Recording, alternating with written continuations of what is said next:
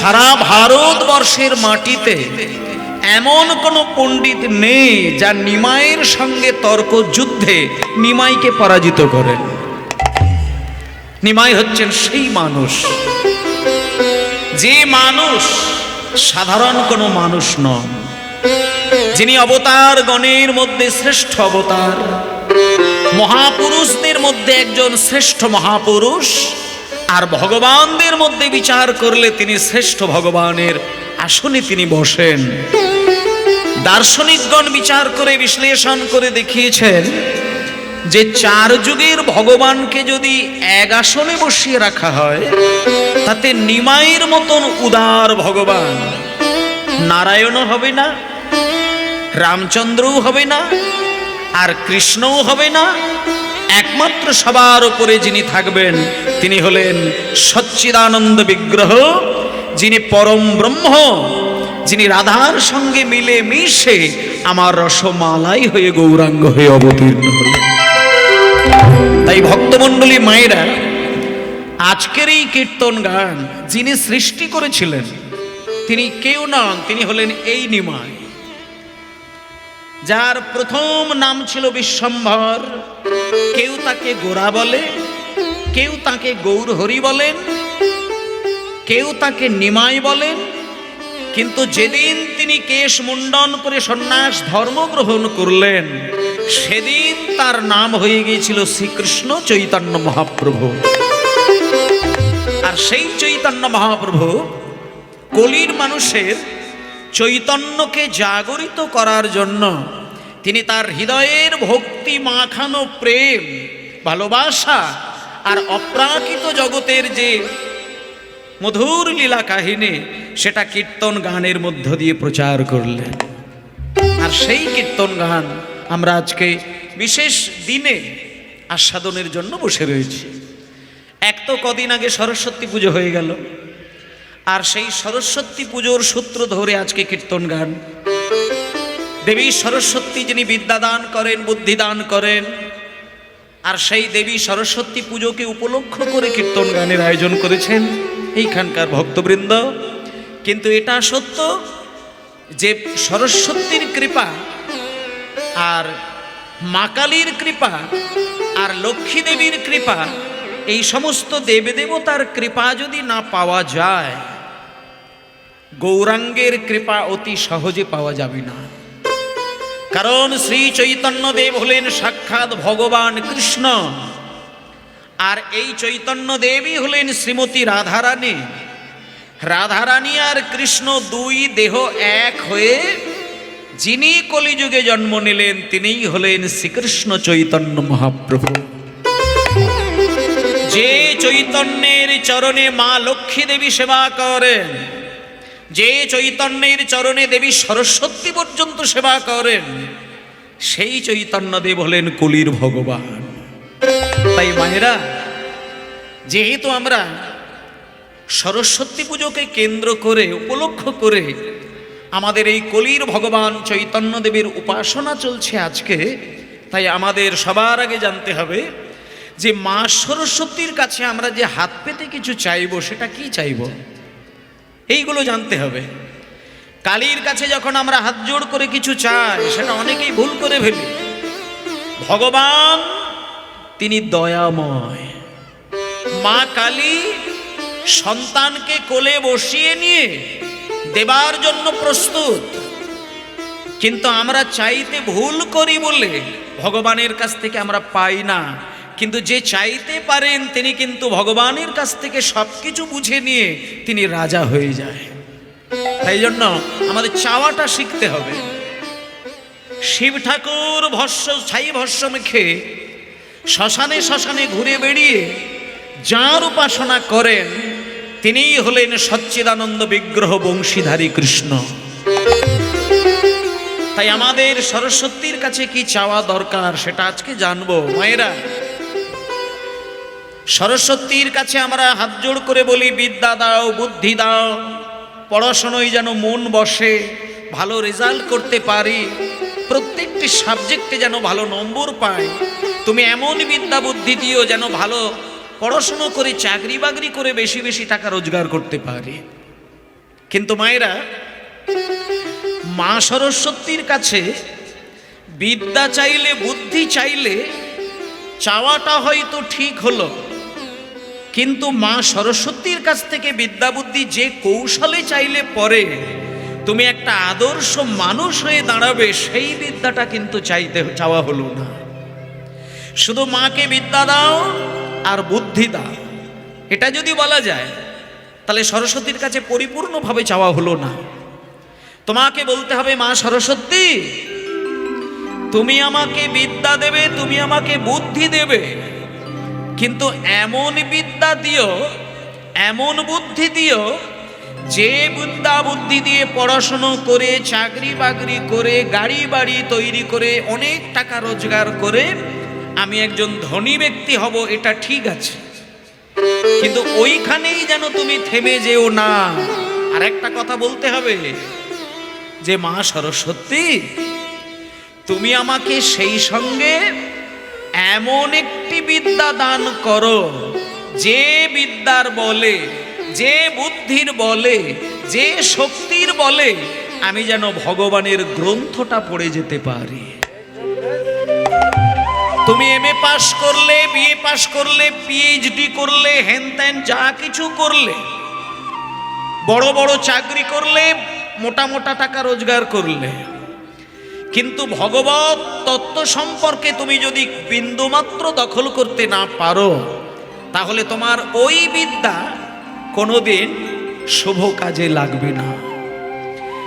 আমরা সেই জন্য একটা জিনিস আমাদেরকে পরিষ্কার করে বলে দিয়েছেন ভগবান, যে তোমরা প্রাকৃত জগতের ধন সম্পত্তির মালিক হলেও অপ্রাকৃত জগতের ধন সম্পত্তির মালিক যতদিন না হতে পারবে, ততদিনে মানব সমাজে দাঁড়িয়ে থেকে শান্তির সন্ধান তোমরা পাবে না। তাই মা সরস্বতীকে একটা জিনিস আমাদের প্রতিনিয়ত চাইতে হবে, যে মা, তুমি আমাকে বিদ্যা দেবে, তুমি আমায় বুদ্ধি দেবে, কিন্তু সেই সঙ্গে এমন একটি সূক্ষ্ম বিদ্যা বুদ্ধি দিও, যে বিদ্যা দিয়ে নিয়মিত যেন আমি ভগবানের গ্রন্থটা পড়তে পারি। আমি গীতাকে শুধু বেদির উপরে লাল কাপড়ে বেঁধে রেখে জল ধূপধুনো দেব না, রামায়ণ মহাভারত কিনে নিয়ে আর সুন্দর করে প্লেটে সাজিয়ে ধূপধুনো দিলে রামায়ণের সম্মান রক্ষা পাবে না। আমাদের প্রতিনিয়ত, যেহেতু আমরা মানুষ, আমরা কোনো গরু বাছুর পশু পাখি নই, তাই মানুষের একটা নিত্য কর্তব্য রয়েছে। মায়েরা, প্রত্যেক বাড়িতে দেখবেন হয় রামায়ণ নয় মহাভারত, কি ভাগবত, মিনিমাম অন্তত গীতা প্রত্যেকটি বাড়িতে আছেই আছে। এখানে যত যত ভক্তবৃন্দ রয়েছেন সবার বাড়িতেই দেখবেন কিছু না হলেও অন্তত একটা গীতা কিন্তু থাকবে।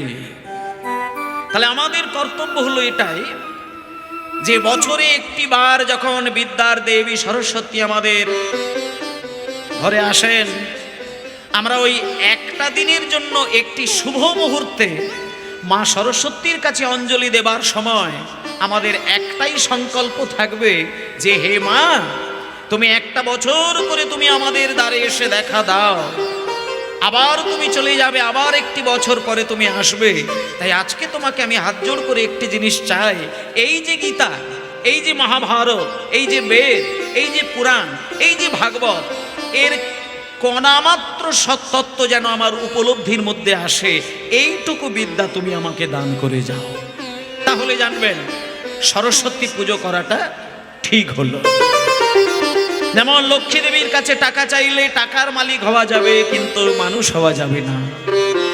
তার সত্য প্রমাণ দেখবেন, অনেক কোটি কোটি টাকার মালিক 10 তলা বাড়ি তৈরি করেছে, 10 লাখ টাকা দিয়ে মন্দির তৈরি করেছে, কিন্তু খোঁজ নিলে দেখা যায় যে তার জন্ম দেওয়া মা বাবাকে হয়তো সারাটা জীবন খেতে দেয়নি। অনেক কোটিপতিকে দেখবেন যারা মাকে সম্মান করেনি, বাবাকে সম্মান করেনি, কিন্তু কোটি টাকার মালিক। তাই শুধু টাকার মালিক হলেই সমাজ গঠন হবে না। তাই লক্ষ্মীর পুজো করতে গেলেও মানুষকে বলতে হয় যে মা লক্ষ্মী, তোমাকে যখন আমি প্রণাম করব, তোমাকে যখন আমি সেবা দেব, তুমি আমাকে টাকা দেবে, সোনা দানা দেবে, গয়না কাটি দেবে, জমি জায়গা দেবে, ধনসম্পত্তির মালিক করে দেবে, কিন্তু এমন কিছু টাকা পয়সা তুমি আমায় দিয়ে দিও যে টাকা পয়সা দিয়ে নিয়মিত যেন ভগবানের চরণে আমি সেবা দিতে পারি। তাহলে জানবেন আপনার এই লক্ষ্মী পুজো করা ঠিক হলো। আমাদের এই বাঙালির একটা নিয়ম আছে, দেখবেন প্রত্যেক বৎসর কার্তিক মাসের শেষের দিনে কার্তিক ঠাকুরের সেবা করে। কেন করে না? সন্তান লাভের আশায়। যে মায়েরা সন্তান পাবার লোভে কার্তিক ঠাকুরের চরণে সেবা দেয়, সেই মা জননীকে একটা কথা বলে দিই, কার্তিক পুজো করতে গেলে শুধু কার্তিক ঠাকুরকে কোলে বসিয়ে নিয়ে একটা সন্তানের বাসনা করলে হয়তো আপনি ভগবানের কৃপা বা কার্তিকের কৃপা পেয়ে একটা সন্তানের মা হতে পারবেন, কিন্তু ওখানেই থামলে চলবে না। তোমাকে কেঁদে কেঁদে বলতে হবে, বাবা কার্তিক, এই যে আমি তোমাকে সেবা করছি, চোখের জলে তোমার চরণ ধুইয়ে দিচ্ছি, তুমি আমার বৌমার গর্ভে বা আমার মেয়ের গর্ভে তুমি যে ছেলেটিকে পাঠাবে, তুমি এমন একটি সন্তান পাঠাও যে সন্তান জন্মের পর থেকে যেন ভগবান কৃষ্ণের সেবা দিয়ে যেতে পারে। কারণ বর্তমানে অনেক বাড়িতে ছোট্ট ছোট্ট ছেলে মেয়েরা রয়েছে, দেখবেন যারা ভালো বল খেলতে পারে, ভালো ফোনে গেম খেলতে পারে, হ্যাঁ নানান কিছু খেলা খেলতে পারেন, কিন্তু কটা বাড়ির বাচ্চা ছেলের দিকে তাকিয়ে দেখবেন নিত্যদিন সকালবেলায়, দুপুরবেলায়, সন্ধ্যাবেলায় কোলের মধ্যে একটা খোল বা হাতে একটা করতাল, এইগুলো নিয়ে মন্দিরে গিয়ে ভগবানের নাম করে। কটা বাড়িতে দেখবেন? নবদ্বীপের মাটিতে গিয়ে দেখবেন 5 বছর, 6 বছর, 8 বছর, 10 বছর, 12 বছর এই ছোট্ট ছোট্ট বালক বালিকা, তারা মধুর সুরে গৌরাঙ্গের নাম করে। চোখের দিকে তাকিয়ে দেখবেন টপ টপ করে তারা বিন্দু বিন্দু জল গড়িয়ে যায়। কেন না? তাদের মা বাবা সত্যিকারের শিক্ষাটা দান করেছে। যে মা তার সন্তানকে এই শিক্ষা দিতে পারে যে ওরে খোকা, হাজার বিদ্যা বুদ্ধির মধ্যে, কর্মের মধ্যে, খেলার মধ্যে দিয়ে একটুখানি গৌরাঙ্গের চরণ সেবা করার উদ্দেশ্যে খেলা খেল। যদি গৌরকে চিনতে পারিস, গৌরকে মানতে পারিস, গৌরকে জানতে পারিস, গৌর চরণে সেবা দিতে পারিস, গৌরের চরণে মন বসাতে পারিস, একমাত্র তুই এই সমাজের একজন সঠিক মানুষ হয়ে দাঁড়াতে পারবে। ভক্ত যে মা বাবা সন্তানকে পথ দেখায়, ভক্তির পথ দেখায়, সেই হয় আদর্শ পিতামাতা। তাই এখানে আমি প্রত্যেকটি মা বাবাকে একটা কথা বলি, কীর্তন গান মানেই একটা আনন্দের কোনো অনুষ্ঠান, এটা মনে করবেন না। বর্তমানে কীর্তন গান মানুষের কাছে একটা নাচের সম্পদ হয়ে দাঁড়িয়েছে। যেখানেই কীর্তন হবে, গানের শেষে বলবে 4টে ভজন গাও, নাচানাচি করব। আর ওই সারাক্ষণ ধরে কীর্তন গেয়ে যে ভক্তিটাকে ধরা হলো, শেষের 4টে গানেই সেই ভক্তিকে পদদলিত করে দেওয়া হলো। এই হলো সনাতন ধর্মের একটা অনুষ্ঠান। 3 ঘন্টা ধরে ভজন হচ্ছে, ভজনের সম্পদ ভক্তি। আর সেই ভক্তিটাকে হৃদয়ে ধরার জায়গায় এমন অসভ্য নাচ নাচা হলো, হৃদয় থেকে সেই ভক্তি বাইরে বার করে পদদলিত করে দেওয়া হলো। এই জিনিসটা আপনাদেরকে আমি বলে যাই, এটা করবেন না। নাচের বিষয়টা নাচের অনুষ্ঠানে হবে, এখানে অনুরাগের বিষয়, এটা প্রেমের সাবজেক্ট। এটা এমন একটি বিষয় যেখানে মন দিলে পরে হৃদয় দুলে যাবে, চোখ থেকে বিন্দু বিন্দু অশ্রু বিগলিত হবে। এই কীর্তন গান শুনতে শুনতে মানুষের বৈরাগ্য তৈরি হয়। এই কীর্তন গান শুনতে থাকলে একটা অমানুষ মানুষ হয়ে যায়। এই কীর্তন শুনলে একজন মাতাল ভদ্র হয়ে যায়। এই কীর্তনে মন দিলে একজন মূর্খ পণ্ডিত হয়ে যায়। আর যারা এমনিতেই ভালো মানুষ, তারা যদি কীর্তন রসে ডুব দেয়, একদিন সেই মানুষটা দেবতার আসনে বসে যায়। এ হলো সেই সুধা, যেখানে মন দিলে ভগবানকে পাওয়া যায়, যেখানে মন দিলে পরে দেবতার আসনে বসে থাকা যায়। এটা ছেলে মানুষের রঙ্গ তামাশা করার মঞ্চ নয়। তাই আগামী দিন কীর্তন হবে, আগামী বছর কীর্তন হবে।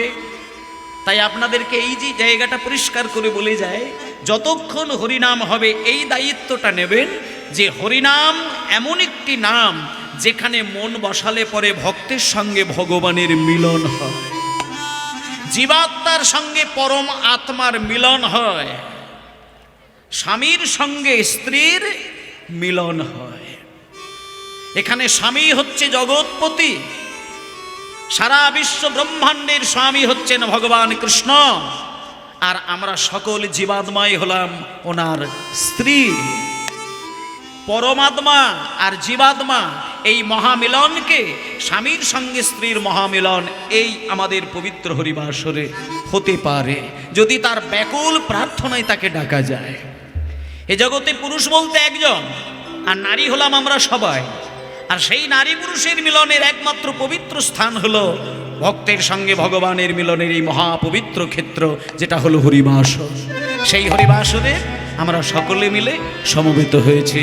তাই মায়েরা সবাই মিলে একটু, এখানে যত যত বাবারা রয়েছেন, ভাইরা রয়েছেন, মায়েরা রয়েছেন, সকলকে চৈতন্যদেবের চরণের সেবা দাসী করার উদ্দেশ্যে সর্বপ্রথম এবং প্রধান যে গান শুনলে পরে চৈতন্যদেব খুশি হয়ে যায়, যে গান শুনলে পরে চৈতন্যদেবের মন প্রাণ নেচে যায়, দুলে ওঠে, সেই গান আমরা একটুখানি মন দিয়ে গাইব। আমিও গাইব, আমার সম্প্রদায়ও গাইবে, আপনারাও সবাই মিলে গাইবেন সেই গান, যে গান গাইতে গিয়ে মহাপ্রভু মাঝ রাত্রিতে অন্তরঙ্গ ভক্তদেরকে সঙ্গে নিয়ে পাগল হয়ে কেঁদেছিলেন। সবাই মিলে একটু সেই গান গায়। ভজ শ্রীকৃষ্ণ লহ শ্রীকৃষ্ণ কহ শ্রীকৃষ্ণের, হালকা করে একটু রে ভাব, হালকা নাম রে। যারা গৌর ভক্ত আছেন তারা হাত জোড় করে বললেন, প্রভু আমরা তো ওই কথা বলবো না, আমরা সবাই কি বলবো জানো প্রভু?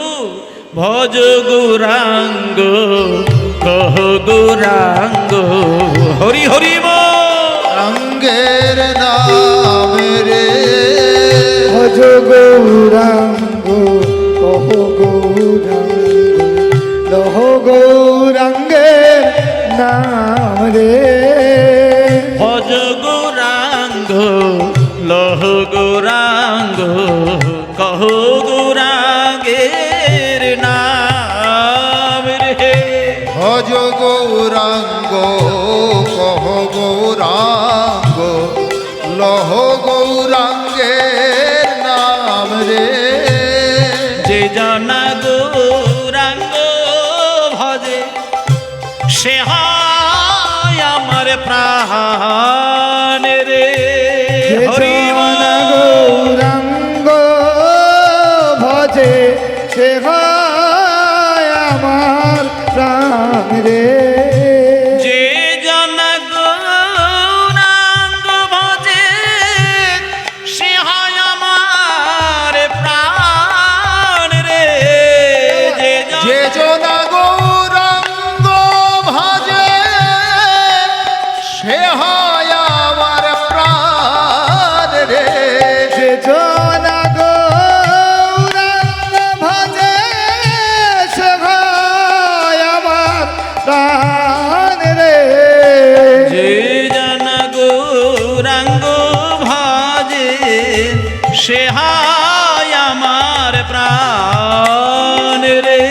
যে জনা গৌরাঙ্গ ভজে সে হয় সবাই মিলে, সবাই মিলে একটু হাতে তালি দিতে দিতে ভজ বলুন। গৌরাঙ্গ কহ গৌরাঙ্গ লহ গৌরাঙ্গের নাম রে, ভজ গৌরাঙ্গ কহ গৌরাঙ্গ লহ গৌরাঙ্গের নাম রে, দিন গেলে হাগৌরাঙ্গ। আচ্ছা এই গানটা সবাই মিলে গাইব একটু। গৌরাঙ্গের গান গাইলে পরে ৩৩ কোটি দেবতা খুশি হয়ে যায়। ও ঠাকুরমা, একমাত্র ভগবান একজন, যার নাম হলো শ্রীচৈতন্য দেব, যার নাম মন দিয়ে প্রাণ দিয়ে অনুরাগ মিশিয়ে ভক্তির বাঁধনে বেঁধে যদি নাম করা যায়, আলাদা করে কৃষ্ণকে ডাকতে হবে না, আলাদা করে রাধারানীকে ডাকতে হবে না, আলাদা করে মা কালীর চরণে সেবা দিতে হবে না, আলাদা করে দুর্গাকে ডাকতে হবে না। গৌর তত্ত্বের মধ্যে সমস্ত দেব দেবতার স্থান, তাই গৌরাঙ্গকে অনুরাগ ভরে ডেকে যান, তাহলে সকল দেবতার কৃপা তুমি লাভ করবে। তাই সবাই মিলে বলবেন, একবার দিন গেলে হা গৌরাঙ্গ, যে বলে বারে রে দিন, হরি হরি বল। গৌরাঙ্গ যে বলে একবার রে দিন গেলে হা গৌরাঙ্গ, যে বলে একবার রে দিন গেলে হা গৌরাঙ্গ, যে বলে একবার রে সে জন সে জন সে জন সে জন আমার হয়, আমি হই তার রে। সে জনায় আমার হয়, আমি হই তাহার রে সে জন আমার হয়, আমি হই তার রে। সে জনায় আমার হয়, আমি হই তার রে ভজ গৌরাঙ্গ কহ গৌরাঙ্গ, হরি বল। লহ গৌরাঙ্গের নাম রে, ভজ গৌরাঙ্গ কহ গৌরাঙ্গ, লহ গৌরাঙ্গের নাম রে, ভজ গৌরাঙ্গ কহ গৌরাঙ্গ, লহ গৌরাঙ্গের নাম রে, ভজ গৌরাঙ্গ কহ গৌরাঙ্গ, হরি বল। লহ গৌরাঙ্গে নাম রে। সবাই বলুন শ্রী গুরু নিতাই গৌর প্রেমানন্দে হরি বল, হরি বল। এটি হলো মানে মানব সমাজের একটা মন্ত্র বলা যায়, যে গানটা প্রত্যেক দিন প্রভাত কালে যদি মন প্রাণ দিয়ে শুধু নিজ গৃহে গাওয়া যায়, তাতে আপনার কল্যাণ হবে, সংসারের কল্যাণ হবে। যে সংসারে ভগবানের এই মন্ত্র সদাই বাজতে থাকে, সে সংসারে অশুভ শক্তি কোনোদিন বর্ষিত হয় না, সেই অশুভ শক্তি কোনোদিন সেই সংসারে দাঁড়িয়ে থাকতে পারে না। তাই সকল মায়েদেরকে বিশেষ করে বলি, বাবাদেরকে দায়িত্ব যতটা দেওয়া যাবে তার থেকে বেশি মায়েদের দায়িত্ব, কারণ সংসারের মূলত দায়িত্বটা মায়েদের উপরে বেশি পড়ে যায়। হ্যাঁ, রোজগারের জন্য বাবাদের দায়িত্ব তো চেপেই রয়েছে, আর সকালবেলায় মায়েদের যে দায়িত্বটা থাকে, সেই দায়িত্বের মধ্যে যদি কোনো ত্রুটি থেকে যায়, তাতে সংসারে মঙ্গল অমঙ্গলের বিষয়টা দাঁড়িয়ে থাকে। তাই এখানে যারা মায়েরা রয়েছেন তাদের ওপর একটা ছোট্ট দায়িত্ব বলে দিই, প্রত্যেক দিন সকাল ঠিক 4টে যখন ঘড়িতে বাজবে, 4টে, বাড়ির যিনি মালকিন, বিশেষ করে বাড়ির মা যিনি হবেন, আমি আমার নিজের ঠাকুরমাকে দেখে আমি শিখেছিলাম। আমার ঠাকুরমা যত রাত্রিতেই ঘুমাতে যায় না কেন, ঘড়িতে যখন 4টে বেজে যাবে, আমার ঠাকুরমা বিছানায় আর থাকতেন না। আমার ঠাকুরমার প্রথম কাজ হলো ঘুম থেকে উঠেই ওই ভোরের বেলা শঙ্খটাকে কিন্তু বাজাবেই বাজাবে। এটা এককালে প্রতিটি বাড়ির মধ্যে একটা চল ছিল, এখন কিন্তু সেটা আর বেশিরভাগ বাড়িতে নেই। কিন্তু আমি আপনাদেরকে একটা দায়িত্ব দিয়ে দিই, হোমায়েরা ঠিক 4টে যখন বাজবে ভোরের বেলায় আপনি বিছানা ত্যাগ করবেন, ঘুম থেকে জেগে উঠবেন, তারপরে সকালবেলার কিছু নিয়ম আছে সেগুলোকে সারবেন, তারপরে মন্দিরে গিয়ে 3 বার সুন্দর করে শঙ্খধ্বনিটা সংসারের মধ্যে করে দেবেন। তারপরে যেটি কাজ সেটি হলো এই কাজ।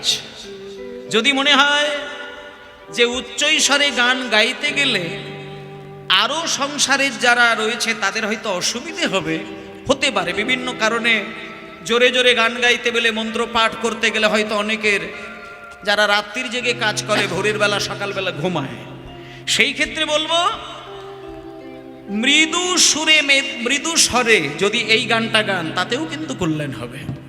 3 রকমভাবে ভগবানের নাম করা যায়। যদি মনে হয় উচ্চৈস্বরে করতে পারবেন করবেন, ফিসফিস করে করার যদি মনে হয় করবেন, আর তাও যদি অসুবিধে হয় তাহলে চোখ বন্ধ করে মনে মনে নাম করবেন। মনে মনে নাম করবেন, অনুরাগ ভরার হৃদয় নিয়ে, চোখে জল নিয়ে ভক্তি ভরে তার নাম করে যাবেন। জয় নিতাই।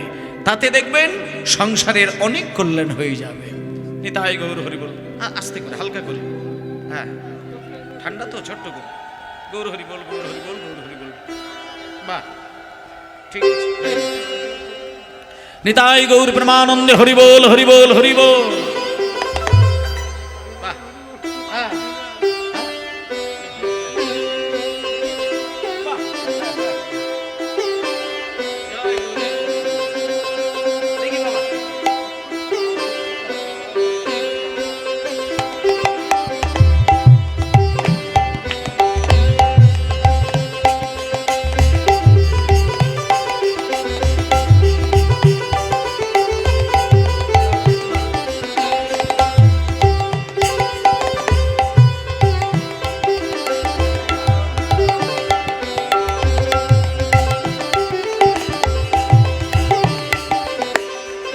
নিতাই গৌর হরি বল, গৌর হরি বল, গৌর হরি বল।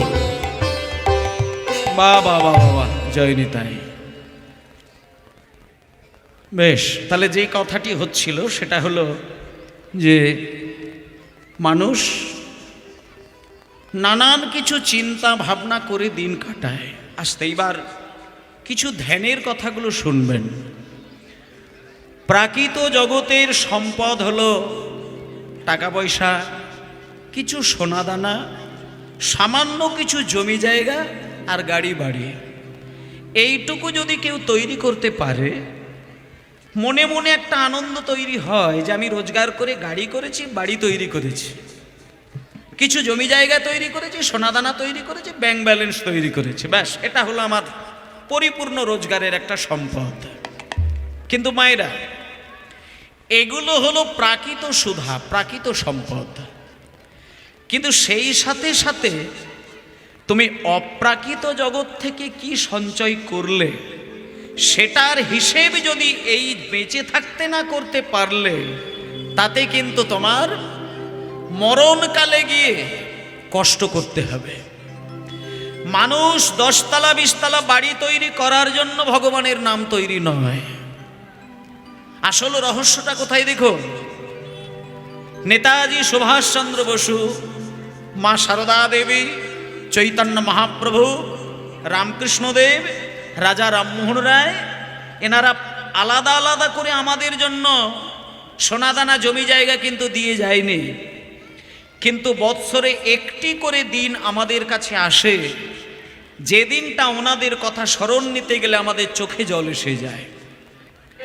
ক্ষুদিরাম বসু তিনি হাসি মুখে বিদায় নিয়েছেন এই ভারতবর্ষের মাটি থেকে, কিন্তু সকল ভারতবাসী ক্ষুদিরাম বসুর বিশেষ একটা দিন আসলে পরে আমরা তার মাল্য দিতে গিয়ে মূর্তিতে হৃদয়টা কিন্তু ভিজিয়ে ফেলি। কেন না? তিনি প্রাকৃত জগতে টাকা পয়সা দেবার জন্য তিনি পৃথিবী ছাড়েননি। তিনি আমাদের জন্য যেটা দিয়েছেন সেটা ভাবলেই আমাদের চোখে জল এসে যায়।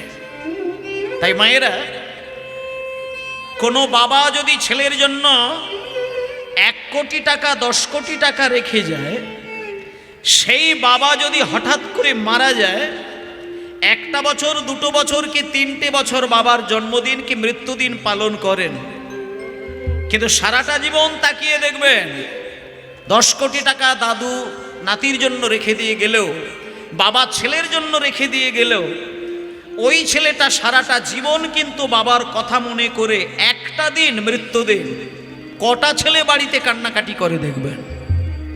কিন্তু বাবার ধন সম্পত্তি নিয়েই কিন্তু নিজে রাজা হয়েছে। তাহলে প্রাকৃত জগতের সম্পত্তির মালিক হলেও তার সেই পরম আনন্দটা কিন্তু হৃদয়ে ধরা যায় না।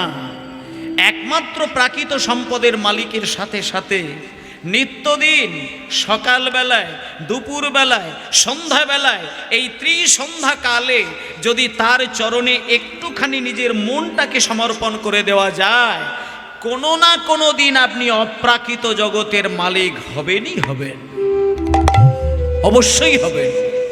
যিনি অপ্রাকৃত জগতের মালিক হতে পেরেছেন একমাত্র তিনি জানেন এই প্রাকৃত সুখ আর অপ্রাকৃত সুখ আকাশ পাতাল তফাৎ। মরণের দিনে সংসারের প্রত্যেকটি মানুষের দিকে তাকিয়ে দেখলে আপনি সেই ক্ষণে চিন্তা করে দেখবেন আপনার সমস্ত কাজকর্ম আপনার সারা হয়ে বসে আছে। তাহলে আপনি জগৎ ছেড়ে যেদিন বিদায় নেবেন, সংসারের সমস্ত কাজ যদি আপনি দায়িত্বপূর্ণভাবে পালন করে রেখে দিয়ে জগৎ ছাড়েন, সেদিন আপনার মনে হবে আমার এই মৃত্যু অনেক সুখের মৃত্যু, আনন্দের মরণ, আমি মরে গিয়ে স্বর্গে শান্তি পাব। তাই বাড়ির মালিক যখন মারা যায় তার মরে যাওয়াটা যন্ত্রণা নয়, যন্ত্রণাটা বাড়িতে রেখে দিয়ে যদি মরে সেটাই হচ্ছে মৃত্যু যন্ত্রণা। ছেলে পুলে থাকবে, নাতি নাতনি থাকবে, বউ বাচ্চা থাকবে, আত্মীয় স্বজন থাকবে, কিন্তু মরে যাওয়ার সময় কিছু যন্ত্রণা যদি তাদের জন্য রেখে দিয়ে যায় সেটা হলো মৃত্যু যন্ত্রণা। এটা যদি তোমার না থাকে তোমার দেখবে মৃত্যুর দিনে তোমার পরম শান্তি অনুভব হবে। তাই জন্য বলেছেন মুনি ঋষিগণ যে ওরে মানুষ কুলে যখন জন্মগ্রহণ করেছিস, জন্মের দিনে কেঁদেছিস, সংসারের ঘানি টানতে টানতে কেঁদেছিস, ভালোবাসার মানুষকে ভালোবেসে বুকে টেনে নেওয়ার পরে শেষের দিনে গিয়ে যখন তারা আঘাত করেছে সেদিন গুমড়ে গুমড়ে লুকিয়ে লুকিয়ে কেঁদেছিস, আর আজকে মৃত্যুর দিনেও তুই কাঁদবি? কাঁদিস না। মরণের দিনে কাঁদিস না রে। এমন একটা কর্ম করে দিয়ে জগৎ ছেড়ে চলে যা যাতে তুই হাসতে হাসতে জগৎ ছাড়বি, জগতের মানুষ তোর কথা মনে করে কাঁদবে। সেটাই হলো আসল মানুষ। আর সেই মন্ত্র শেখানোর জন্য আমার এই বাংলার ঘরে জন্মগ্রহণ করেছেন আমার সচী মায়ের ছেলে, নাম হলো নিমাই। তাই ও মায়েরা, আজকে চলুন সেই নিমাই এই মাঘ মাসের শুক্লা পক্ষের একটি রাত্রিতে সবথেকে তার অন্তরের যিনি সম্পদ তিনি হলেন সচীমা। সেই সচীমাকে নীরব করে কাঁদিয়ে দিয়ে বেরিয়ে গেছিলেন। মায়েরা, এই মাঘ মাস হলো বাঙালিদের কাছে বড় দুঃখের, বড় বিরহের একটি মাস। কারণ এই মাঘ মাসের এই শুক্লা পক্ষের একটি রাত্রিতে সচীমা তাকে কাঁদিয়ে আর বিষ্ণুপ্রিয়া দেবীকে কাঁদিয়ে নিমাই চিরকালের জন্য সন্ন্যাসী হয়ে গিয়েছিলেন। যেদিনকে নিমাই সন্ন্যাসী হয়ে যায় সেদিন সচীমায়ের চোখে আর জল আসে না। কেন না? সচীমা জানে যে নিমাইয়ের প্রথম বিবাহ আমি দিয়েছিলাম, আজকে সেই বৌমা বিরহরূপী সর্প দংশনে মারা গিয়েছে, আর দ্বিতীয় বৌমা আমি নিয়ে এসেছি বিষ্ণুপ্রিয়া দেবী। আজকে নিমাই যদি বিষ্ণুপ্রিয়াকে হারিয়ে দিয়ে চলে যায়, রেখে দিয়ে চলে যায়, আমি সেই বিষ্ণুপ্রিয়ার বিরহ সহ্য করব কেমন করে? একদিকে বৌমার অন্তরের ব্যথা, আর একদিকে সচীমায়ের সন্তান হারানোর ব্যথা। দুই ব্যথা প্রকট হয়ে গিয়ে সচীমায়ের চোখে জল নেই, নীরব। তিনি সচীমাকে কাঁদিয়ে, বিষ্ণুপ্রিয়া দেবীকে কাঁদিয়ে, সারা নবদ্বীপবাসীকে নীরব করে কাঁদিয়ে সেই নিমাই আজকে চললেন আমাদের বাংলা ছেড়ে। কিসের জন্য? প্রেম প্রচারের জন্য। তাই সেই নিমাই ওরে প্রেম নেবিয়া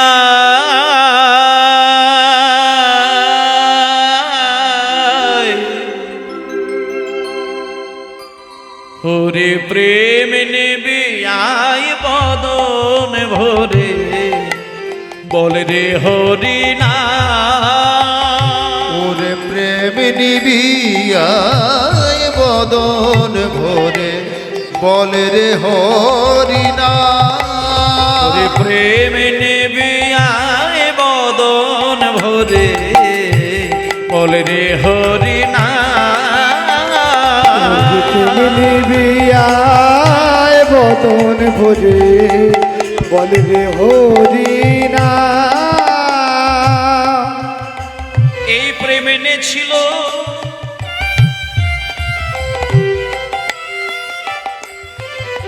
বাহ এই প্রেম এনেছিল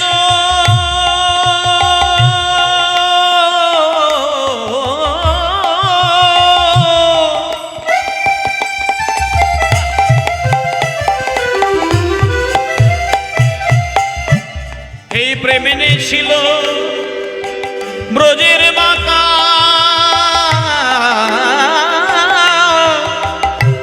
সোনার নদিয়া এ প্রেম এনেছিল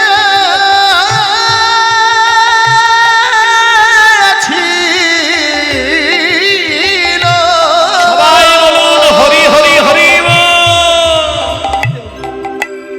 আমার ব্রজে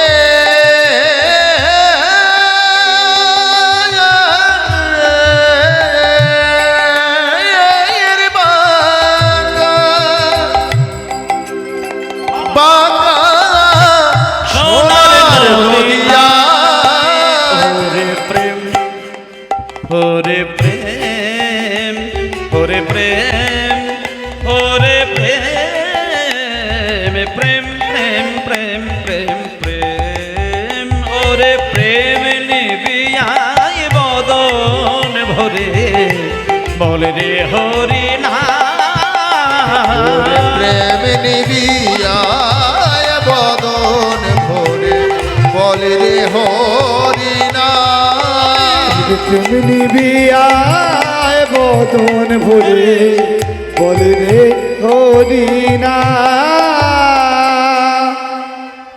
জয় নিতাই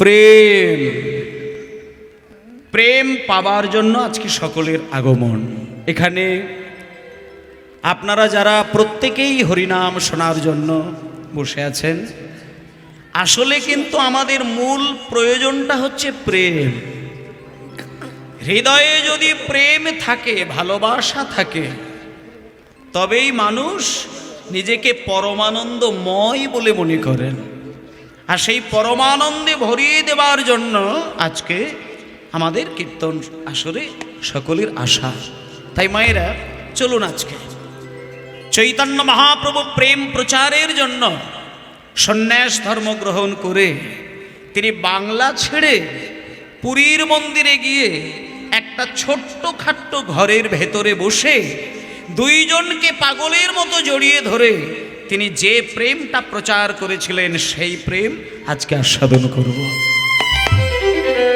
ও মায়েরা কোনো বড় সড়ো বাড়ি নয় নদিয়ার নবদ্বীপের নিমায় যখন হরিনাম করতে করতে পুরীর মন্দিরে গেলেন যে ঘরের মধ্যে মহাপ্রভু দিন রাত এক করে দিয়েছিলেন সেই ঘরটির নাম হলো গম্ভীরা এবং সেই গম্ভীরার ভেতরে আমার মহাপ্রভু হরিনাম গাইছেন এমনভাবে হরিনাম গাইছেন যেখানে অন্তরঙ্গ ভক্তদের মধ্যে দুইজন তার নামগুলো আমি বলে দিই মাইরা একজনের নাম হলো স্বরূপ দামোদর আর একজনের নাম রামানন্দ রায় স্বরূপ দামোদর কে ছিলেন স্বরূপ দামোদর পূর্বজন্মে ছিলেন রাধারানীর প্রিয় সখী নাম হলো ললিতা আর রামানন্দ রায় হচ্ছে পূর্বজন্মে ললিতা সখীর রাধারানীর আরেক সখী নাম হলো বিশাখা ভালো করে এই তত্ত্বগুলো একটু দেখবেন। ললিতা বিশাখা এই দুই সখী যখন কলিযুগে আসলেন, নাম হয়ে গেল স্বরূপ আর রামানন্দ রায়। ললিতা বিশাখা বৃন্দাবনের নারী, আর যখন কলিযুগে জন্ম নিলেন সেখানে আর নারী নয়, এখানে হলো পুরুষ। কিন্তু মায়েরা, যেমন বৃন্দাবনে রাসলীলা হতে গিয়ে সেখানে কোনো পুরুষের প্রবেশের নিয়ম ছিল না, তেমনি গৌরাঙ্গ মহাপ্রভু যখন কলিযুগে শ্রীবাস অঙ্গনে রাত্রির 12টা বাজার পরে যখন অন্তরঙ্গ ভক্তদেরকে নিয়ে পাগল হয়ে হরিনাম করেন, সেইখানে কোনো নারীর প্রবেশ ছিল না। এখন তো মঠে মন্দিরে গেলে দেখবেন কিছু পুরুষ মানুষও বাবাজি হয়ে থাকেন, আর সেই সঙ্গে দু একটা নারীও কিন্তু সেখানে সেবাদাসী হয়ে কিন্তু আশ্রমের মধ্যে রয়েছেন। কিন্তু এককালে বৃন্দাবনের একটা কঠিন নিয়ম ছিল, সকাল থেকে সন্ধ্যা পর্যন্ত নারীর গমনাগমন ঘটবে। মায়েরা কথাগুলো মন দিয়ে শুনবেন। সকাল 6টা থেকে সন্ধ্যা 6টা পর্যন্ত মেয়েরা বৃন্দাবনের আশ্রমের ভেতরে বিভিন্ন কারণে ভজন সাধন, সেবা, ফুলতলা, মালা গাঁথা, তুলসী পত্র চয়ন করা, কি মন্দির পরিষ্কার করে দেওয়া, বিভিন্ন কাজের জন্য মেয়েরা থাকবে, কোনো নিয়ম ছিল না। কিন্তু সন্ধ্যা হবার সঙ্গে সঙ্গে নারীদের কোনো থাকার অধিকার ছিল না। কেমন? এককালে বৃন্দাবনে নারীদের কোনো সন্ধ্যার পরে থাকার কোনো নিয়ম ছিল না, আর এখন আশ্রমে কিন্তু নারীদের অনুমতি দেওয়া হয়েছে, এটা এককালে ছিল না। সেই সময় চৈতন্য মহাপ্রভু শ্রীবাস অঙ্গনে হরিনাম করছে, সেখানে কোনো নারীর প্রবেশ ছিল না। মায়েরা, হঠাৎ তখন মধ্যরাত্রিতে শ্রীবাসকে বুকে জড়িয়ে ধরে মহাপ্রভু ক্রন্দন করছেন, আর শ্রীবাসকে বুকে জড়িয়ে কাঁদতে কাঁদতে বলছে, শ্রীবাস, এই শ্রীবাস, এর আগে তোমার বাড়িতে দরজা জানালা বন্ধ করে দিয়ে হরিনাম করার সঙ্গে সঙ্গে আমার দু চোখ দিয়ে প্রেমাশ্রু গড়িয়ে যেত, কিন্তু আজকে আমি কয়েক ঘন্টা হলো হরিনাম করছি, আমার চোখে কোনো জল নেই। শ্রীবাস, তুমি একটা কাজ করো তো, তুমি ভালো করে একটু দেখো তো, এই অন্তরঙ্গ ভক্তদের সঙ্গে হরিনামের আসরে আমার মনে হয় কোনো নারীর দৃষ্টি পড়েছে। কোনো অশুভ নারীর যদি কোনো দৃষ্টি আমার এই নামের মধ্যে এসে যায়, তাতে আমার ভাব জাগবে না। শ্রীবাস তো কিছুক্ষণ সময় নেবার পরে ঘরের বাইরে আনাচে কানাচে এদিক ওদিক, দরজার বাইরে, জানালার বাইরে চারিদিকে ঘুরে ফিরে এসে দেখে বললেন, প্রভু, আমি চারিদিকে ঘুরলাম, কিন্তু কোনো নারী তো কোনো আমাদের এই হরিনামের মধ্যে নেই। যখন একথা বললেন, তখন মহাপ্রভু আবার শুরু করে দিল হরিনাম। আবারও কিছুক্ষণ হরিনাম করার পরে মহাপ্রভু বললেন, শ্রীবাস, আমার বিশ্বাস আমার আজকের এই হরি নামে কোনো নারীর দৃষ্টি পড়েছে। তুমি ভালো করে একটু খেয়াল করে লক্ষ্য করে দেখো, কোন নারী আমার এই হরিনামকে নষ্ট করছে। শ্রীবাস ভালো করে তন্ন তন্ন করে খুঁটিনাটি বিচার করে বিশ্লেষণ করে দেখলেন, মায়েরা, ওমা, মহাপ্রভু শ্রীবাসের যে ঘরের ভেতরে হরিনাম করছিলেন, ওই ঘরের একটা দিকে ছিল একটা বাঁশের খাট, যেটা তক্তপোষ বলা হয়। তা হঠাৎ শ্রীবাস পণ্ডিত ওই বাঁশের খাটের তলার দিকে যখন নিচু হয়ে দেখলো ওই বাঁশের তক্তপোষের তলার একেবারে ভেতরের কোণের দিকে একটা ঝুড়ি উপুড় করা রয়েছে। শ্রীবাসের সন্দেহ হলো, ওই ভেতরে গিয়ে যেই ঝুড়িটাকে খুলেছে, দেখলো ঝুড়ির ভেতরে একটা ঘোমটা দেওয়া বুড়ি বসে রয়েছে। এইবার শিবাস যখন ওই বুড়ির ঘোমটাটা তুলল, দেখলো ওই বুড়ি আর কেউ নয়, উনিই হলেন শিবাসের শাশুড়ি। তাহলে ওই খাটের তলায় একটা ঝুড়ি, তার ভেতরে রয়েছে একজন বুড়ি, যিনি হলেন শিবাসের নিজের কে শাশুড়ি। তখন শিবাস রেগে গেলেন। শিবাস পণ্ডিত বললেন, মা, আমার বউয়ের মা, তার মানে সম্পর্কে আপনিও আমার মা। সেই জন্য আমি বেশি কিছু বলছি না, শুধু একটা কথা বলে দিচ্ছি, শেষবারের মতো আজকে যে কাজটি আপনি ঘটিয়েছেন, এই কাজ যদি দ্বিতীয় দিন কোনোদিন করেন, তাহলে কিন্তু আপনাকে আমি সম্মান দিতে আর বাধ্য হব না। এই মুহূর্তে আপনি ঘর থেকে বেরিয়ে যান। সেই শাশুড়ি মা বেরিয়ে গেলেন।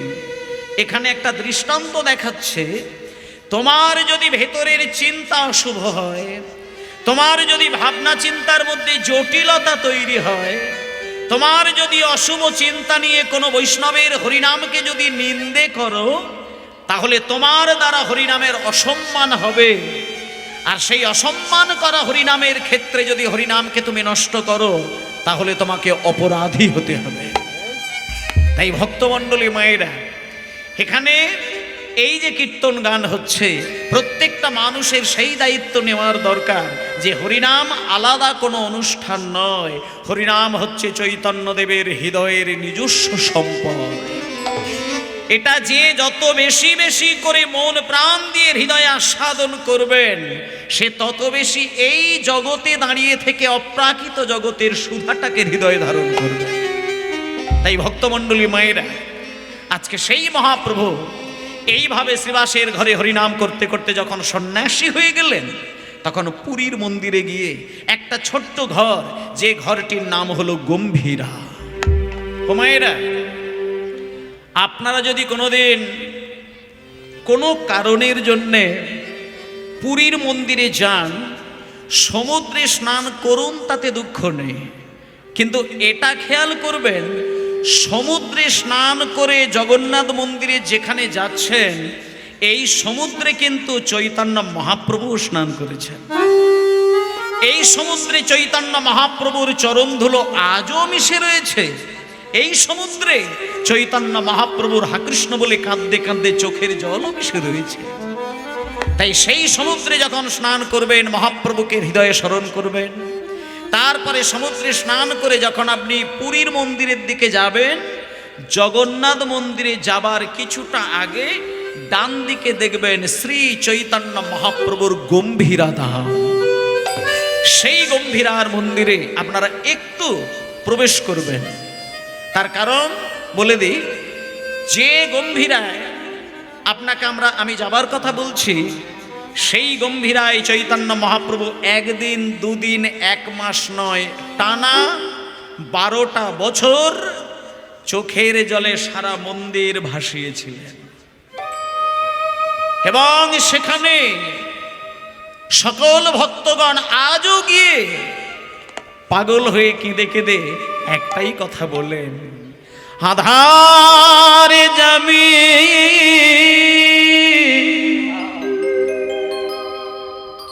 একা আমি খুঁজি গো তোমার,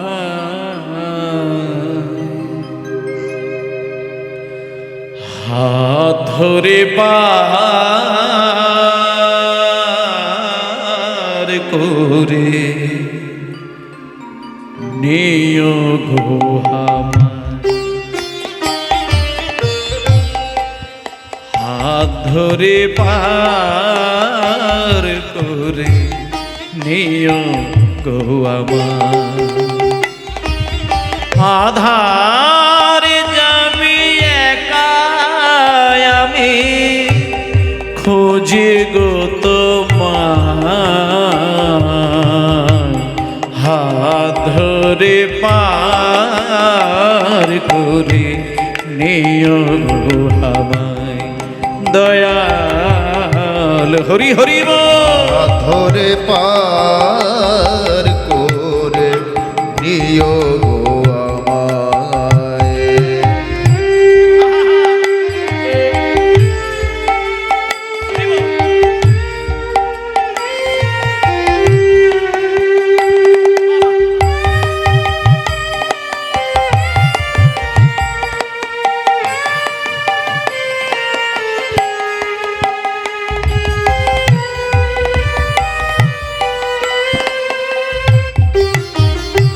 বাবা রে।